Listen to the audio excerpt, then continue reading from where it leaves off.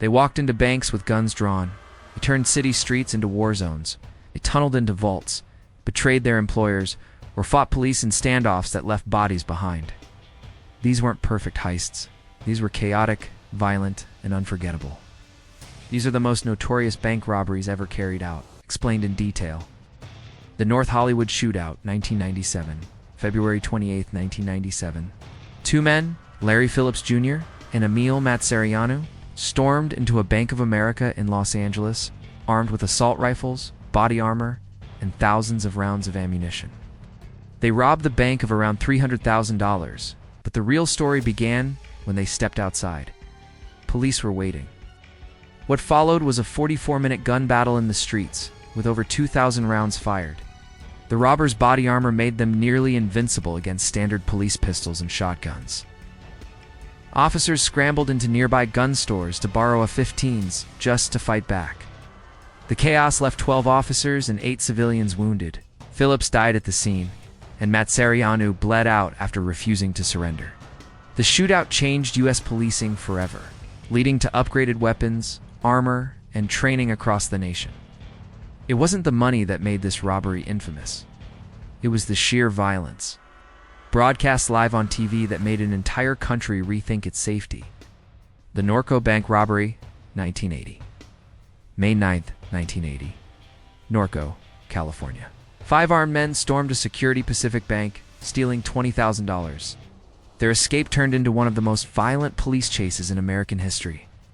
Armed with assault rifles and homemade explosives, the robbers fired on pursuing police, threw pipe bombs from their getaway truck, and even targeted helicopters. The firefight stretched across 25 miles, leaving 1 officer dead, dozens injured, and police vehicles riddled with hundreds of bullet holes.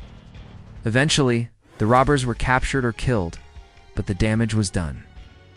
Like North Hollywood, Norco exposed how unprepared police were for criminals wielding military-grade weapons. Norco was a turning point. It wasn't just a robbery. It was urban warfare in broad daylight. The Loomis Fargo Robbery, 1997. Charlotte, North Carolina. October 4th, 1997. David Gaunt, a Loomis Fargo armored car employee, decided he was done being broke.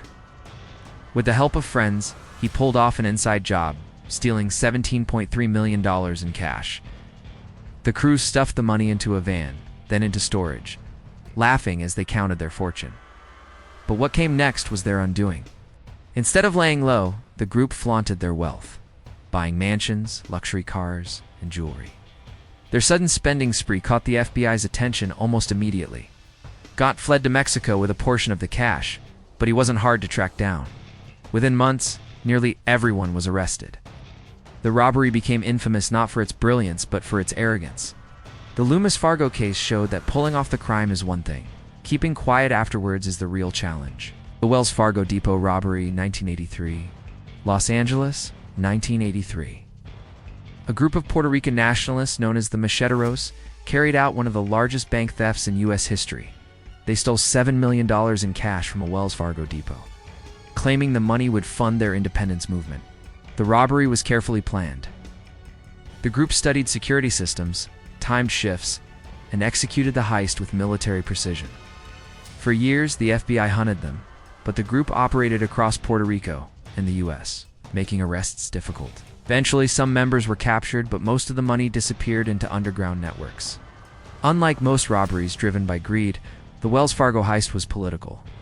A reminder that ideology can be just as dangerous as desperation. The Bank of America Robbery, Santa Monica, 1998. Just a year after North Hollywood, Santa Monica became the scene of another infamous Bank of America robbery. This time, a pair of armed robbers stormed the branch, using high-powered rifles. The robbery escalated into a massive standoff with police that lasted hours, leaving officers exchanging fire in crowded streets. Though less deadly than North Hollywood, the robbery solidified fears that banks were soft targets for heavily armed criminals in the 1990s. It became part of the same conversation that changed U.S. police tactics and pushed for better training and weaponry. The Great St. Louis Bank Robbery, 1953. April 24, 1953. St. Louis, Missouri. 4 men attempted to rob the Southwest Bank, inspired by stories of high-profile Depression-era gangsters. What began as a robbery quickly spiraled into a bloody standoff. Police surrounded the building, trapping the robbers inside with hostages. A gun battle erupted, leaving casualties on both sides. The robbers tried to escape, but were gunned down or captured, though the take was minimal.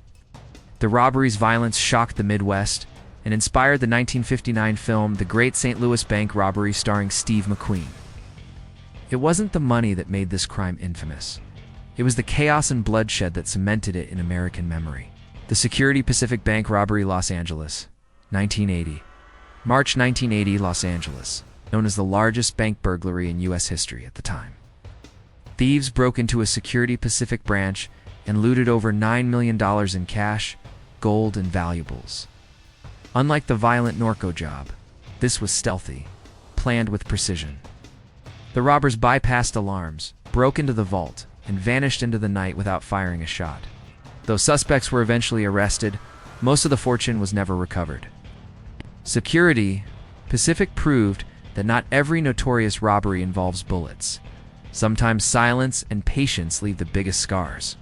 From bloody shootouts that left cities under siege to inside jobs undone by arrogance.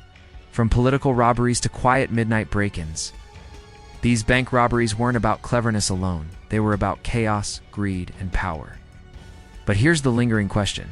In today's world of digital money, encrypted vaults and surveillance everywhere, is the golden age of bank robbery truly over? Or is the next notorious job already in motion?